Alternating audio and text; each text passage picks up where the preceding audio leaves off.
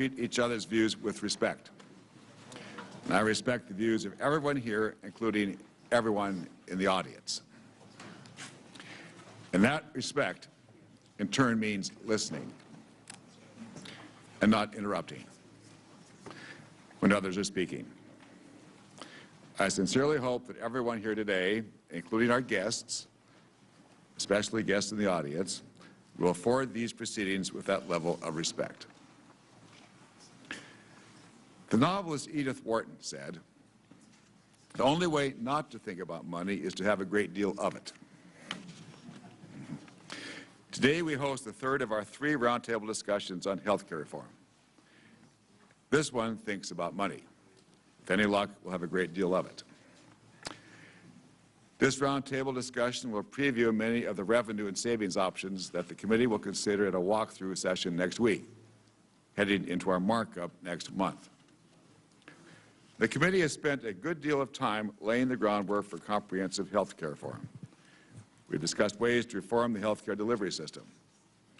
We have talked about ways to provide health coverage to all Americans. Now it's time to think about money. It's time to talk about how to finance health care reform. I am committed to comprehensive reform of our health care system, but I also recognize that we need to pay for it. The proposals that we have discussed in our previous roundtables and the walkthrough will not come easily.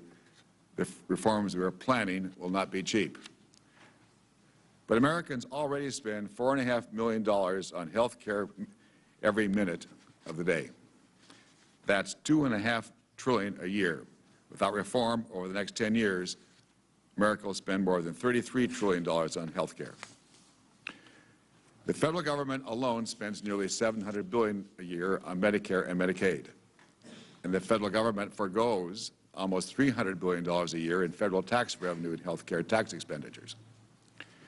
The costs of health care are high for families, for businesses, for the federal government and states alike. To make the system more affordable and provide coverage for all, we need to look at where we spend money on health care today. And when it comes to the government, we need to look at both spending and tax expenditures. The first place that we should look for savings is within health care itself. We should reform the health care delivery system to bring higher quality and greater efficiency to all Americans. We discussed a range of reforms during the walkthrough on delivery system reform, and we will discuss additional savings options today. We should also look at the current tax treatment of health care.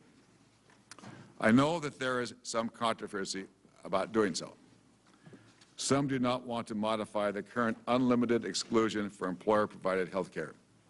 And I agree that we are not going to eliminate that exclusion. But the current tax exclusion is not perfect. It is regressive. It often leads people to buy more health coverage than they need. We should look at ways to modify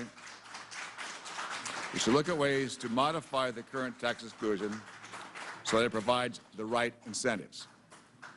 And we should look to ways to make it fairer and more equitable for everyone. We also need to look at other tax benefits for health care. Among these are tax-preferred health savings accounts and the itemized deduction for health expenses. We should try to make sure that those benefits are structured fairly and efficiently. And because of the cost of comprehensive health care reform, we'll need to look at other options. Among those is the President's proposal to limit itemized deductions. All of these ideas deserve close and careful scrutiny and discussion. Finding money that we can all agree on will not be easy, but few worthwhile things are. Achieving comprehensive health care reform is important enough that we must find a way to succeed. This roundtable will begin the discussion of how we can responsibly finance health care reform. At next week's walkthrough, we'll look at the menu of options for finance reform. We need to keep all the options on the table, and everyone has to give and take to make this work. And I hope that my colleagues here will keep an open mind as we start this discussion. Together, we can find the money that we will need to finance comprehensive health care reform. It will not be easy. This roundtable is an important part of those discussions. Each of our participants today brings an important voice to the discussion. They are experts, stakeholders, or both. And once again, forgive me for not taking the time to introduce every participant. We have, however, distributed a biographical sketch and a brief statement for each participant. And as we did before, we gave each participant and senator some questions that will help start a dialogue. And beyond that, I look forward to a very fruitful discussion. So let's get started. Let's see if we can advance the effort of comprehensive health care reform. Senator Grassley.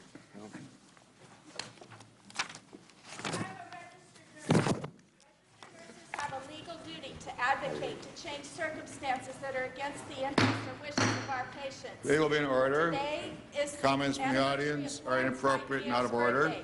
Any further disruption will cause the committee to recess until the police can restore order. Florence Nightingale said, sir. Committee will be in order.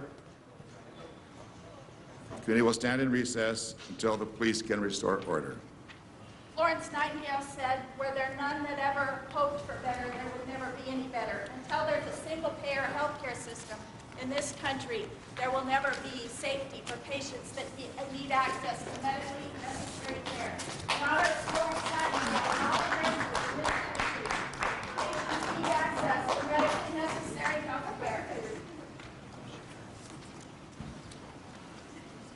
Mr. Chairman. The people at this table have failed Americans for 30 years. Stand in recess until the police can restore order. Single-payer at this table. Health care is a human right. We want guaranteed health care. No more blue crosses, double crosses. We want guaranteed health care. No more Aetna. Thank you. No more Aetna or Cigna bosses. We want guaranteed health care. We want to see our doctors when we need and get our pills that are guaranteed. We're tired of private insurance free. We want guaranteed health care. In California, SBA 10 is guaranteed health care. And HR 676 is guaranteed health care. Let me just speak a few minutes. Sorry, in order. Being a recess until order can be restored. Want a single-payer system. Why do you insist on spending more money when the single-payer would give it to us at the price we're spending now? 60%. Why not 60% of the people in front of you representing single-payer? 60% of the people want single-payer. This is a sham. All you've got is special interest groups up there. Stand in recess until the police can restore order. I'll ask for the police, please come more expeditiously. Why aren't single-payer advocates at the table? Healthcare should be for patients, not for profits. I am Dr. Stephen Fedichel, and it is a sense of outrage that brings me to the Senate table. You have been entrusted with doing the people's work, and yet you We will stand in recess until the police can restore order. the insurance companies, the hospitals for profit. And I'll say to everybody else out in the audience who may be similarly inclined, believe me, we hear you. We deeply respect the views of everyone here. We've got an extremely open process, and I just urge everyone to respect the views of others by not interrupting those who are speaking. There'll be plenty of time to meet with everybody. This is a long, involved process, and so those of you in the audience who are not panelists and wish to be heard, I urge you just to contact my office, and we'll figure out a way to talk to you. I'll figure out a way to listen to you. I'll be there personally to listen to you. So I urge you to take that option rather than to interrupt and be rude to our panelists here who've come a long distance and spent a long time trying to make very thoughtful presentations to the committee. But I will meet with anybody who wants to meet with me. Okay. Senator Grassley.